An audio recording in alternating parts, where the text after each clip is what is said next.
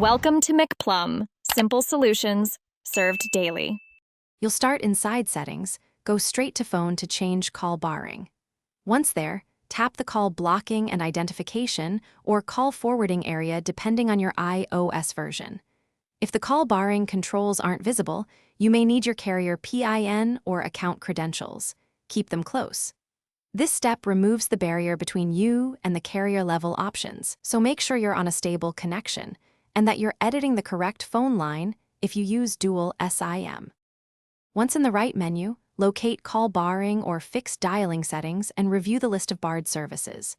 You'll toggle off the specific barring types, outgoing, international, roaming data, rather than a blanket setting because that avoids accidentally enabling other restrictions.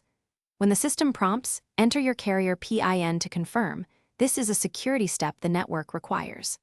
After entering the PIN, wait for the confirmation message. If it fails, don't retry repeatedly.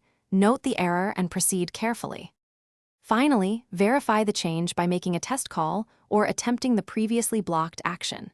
Once done, restart your iPhone to ensure settings synchronize with the carrier network and that cache is clear. If the restriction persists, note any error messages or codes and contact your carrier. Often they must remove barring server-side. A key troubleshooting tip: if you see repeated PIN failures, confirm the PIN with your carrier rather than guessing, because too many attempts can temporarily lock your. Thanks for watching. Stay juicy and subscribe.